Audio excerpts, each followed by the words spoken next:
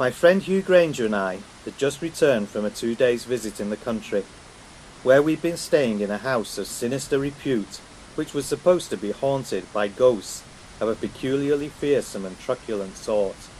The house itself was all that such a house should be, Jacobean and oak-panelled, with long dark passages and high-vaulted rooms.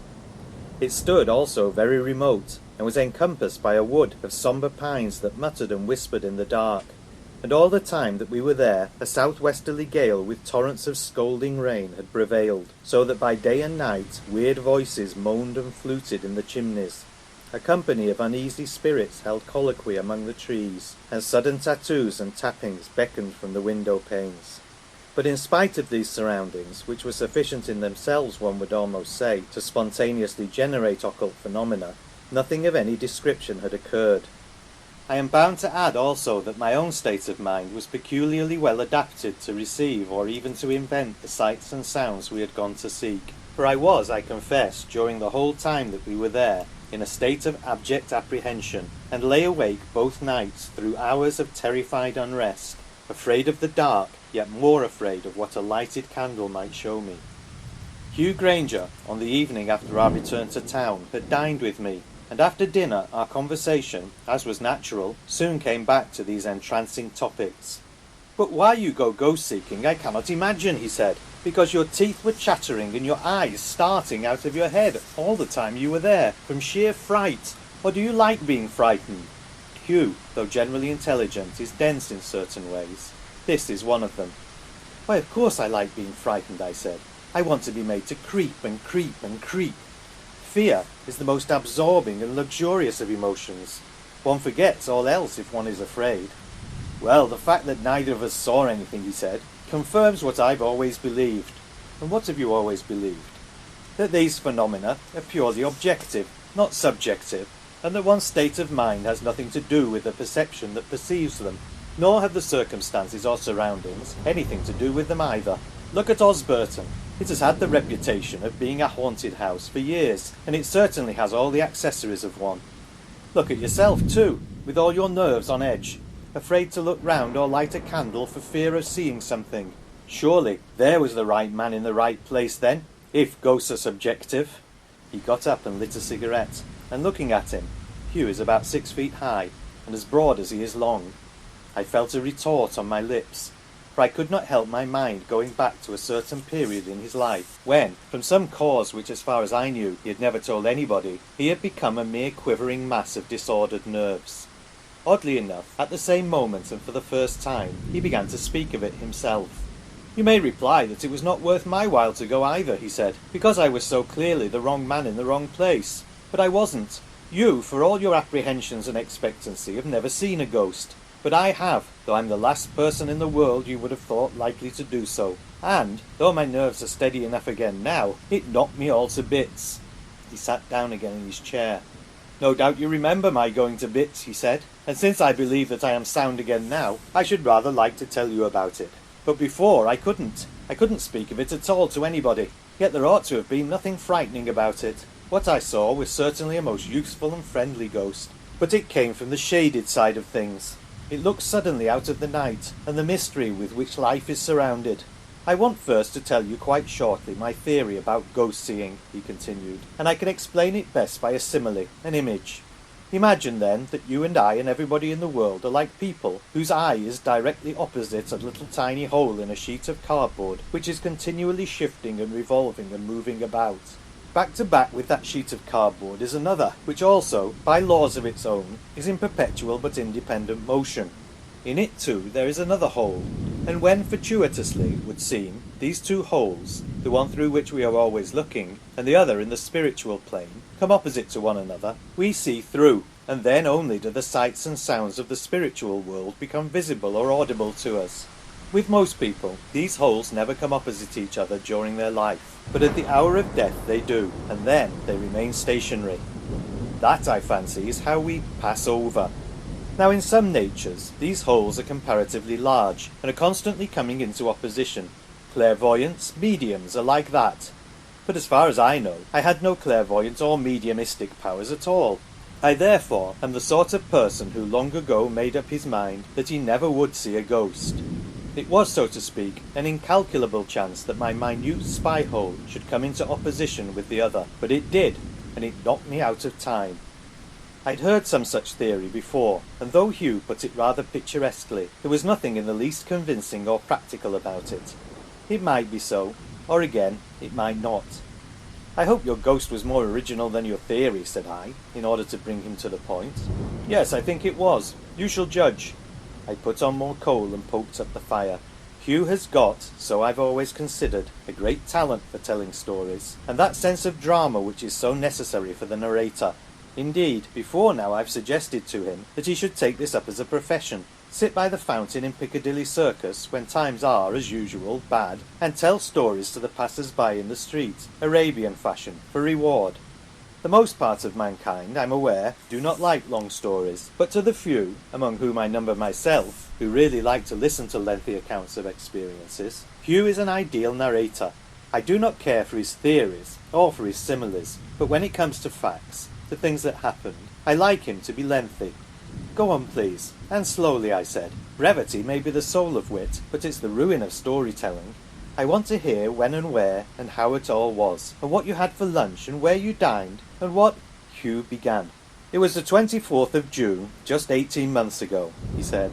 I had let my flat, you may remember, and come up from the country to stay with you for a week. We dined alone here.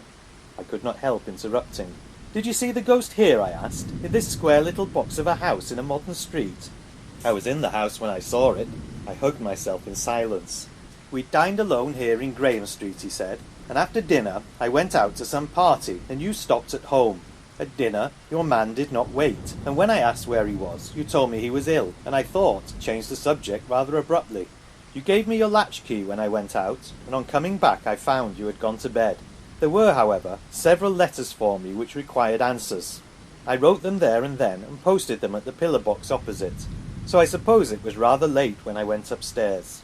You'd put me in the front room, on the 3rd floor overlooking the street, a room which I thought you generally occupied yourself.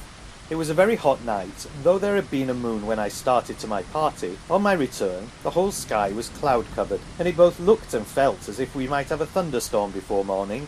I was feeling very sleepy and heavy, and it was not till after I got into bed that I noticed by the shadows of the window frames on the blind that only one of the windows was open. But it did not seem worthwhile to get out of bed in order to open it, though I felt rather airless and uncomfortable, and I went to sleep. What time it was when I awoke I do not know, but it was certainly not yet dawn, and I never remember being conscious of such an extraordinary stillness as prevailed. There was no sound, either of foot passengers or wheel traffic. The music of life appeared to be absolutely mute, but now, instead of being sleepy and heavy, I felt, though I must have slept an hour or two at most, since it was not yet dawn, perfectly fresh and wide awake, and the effort which had seemed not worth making before, that of getting out of bed and opening the other window, was quite easy now, and I pulled up the blind, threw it wide open, and leaned out, for somehow I parched and pined for air. Even outside, the oppression was very noticeable, and though, as you know, I'm not easily given to feel the mental effects of climate, I was aware of an awful creepiness coming over me. I tried to analyse it away, but without success. The past day had been pleasant. I looked forward to another pleasant day tomorrow, and yet I was full of some nameless apprehension. I felt, too, dreadfully lonely in this stillness before the dawn. Then I heard suddenly and not very far away the sound of some approaching vehicle.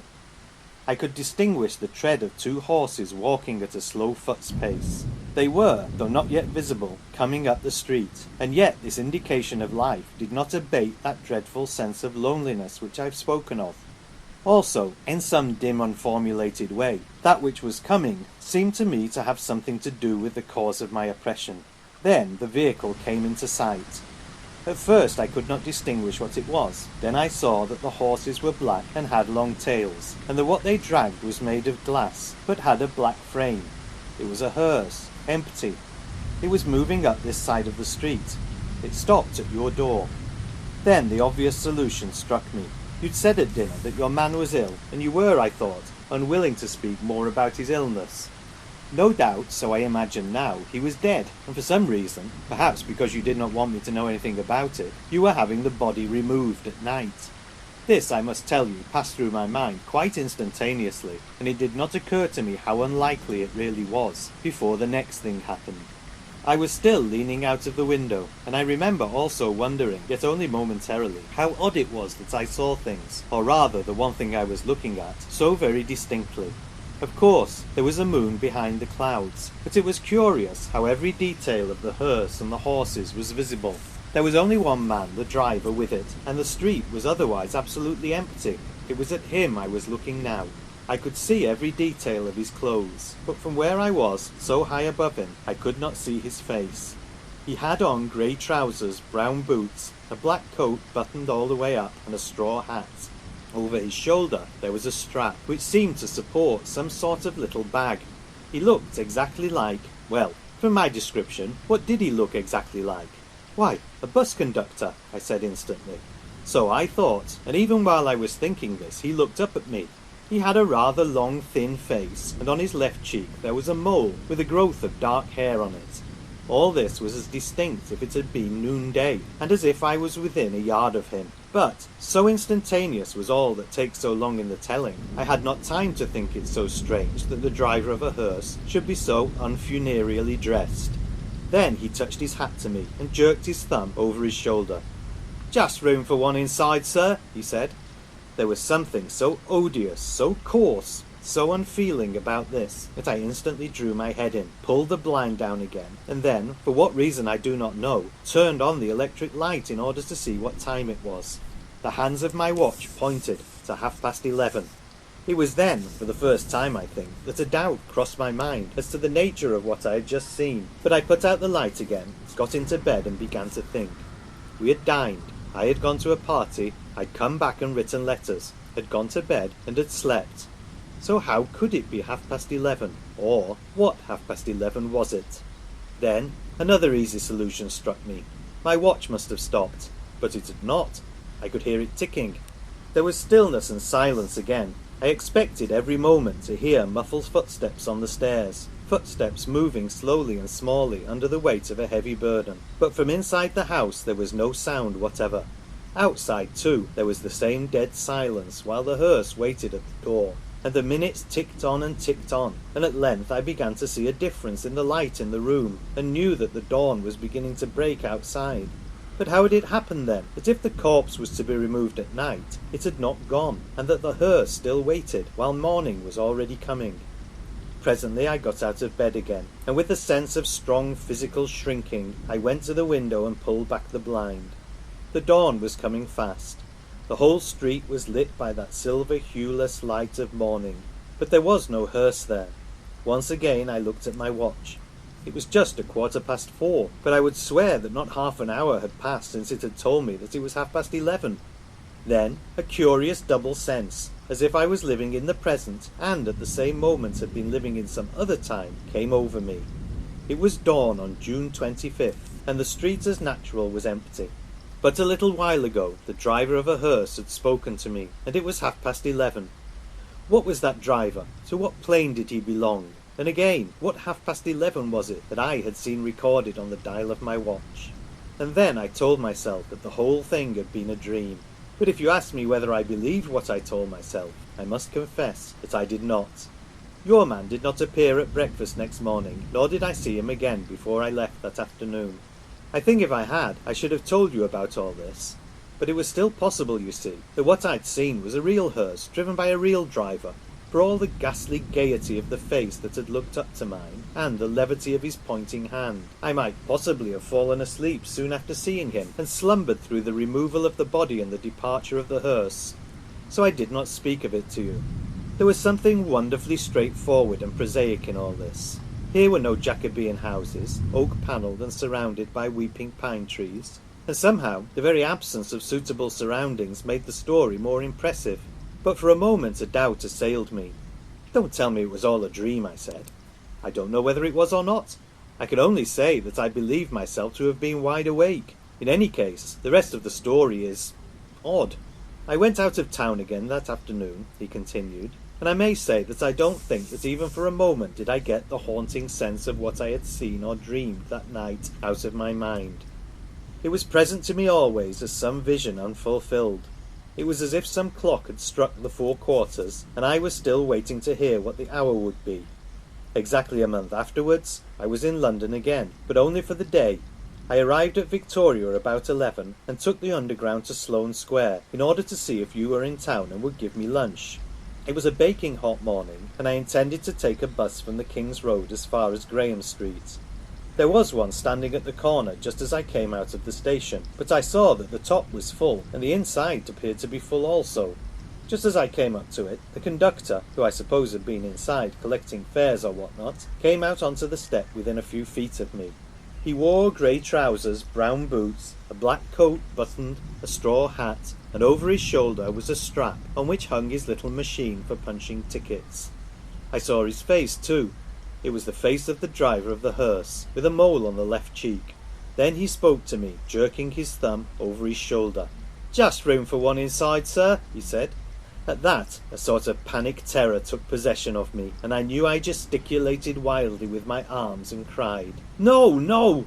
But at that moment I was living not in the hour that was then passing, but in that hour which had passed a month ago, when I leaned from the window of your bedroom here just before the dawn broke. At this moment, too, I knew that my spy-hole had been opposite the spy-hole into the spiritual world. What I had seen there had some significance, now being fulfilled beyond the significance of the trivial happenings of today and tomorrow. The powers of which we know so little were visibly working before me, and I stood there on the pavement, shaking and trembling. I was opposite the post office at the corner, and just as the bus started, my eye fell on the clock in the window there. I need not tell you what the time was. Perhaps I need not tell you the rest, for you probably conjecture it, since you will not have forgotten what happened at the corner of Sloane Square at the end of July, the summer before last. The bus pulled out from the pavement into the street in order to get round a van that was standing in front of it. At the moment there came down the King's Road a big motor going at a hideously dangerous pace. It crashed full into the bus, burrowing into it as a gimlet burrows into a board. He paused. "And that's my story," he said.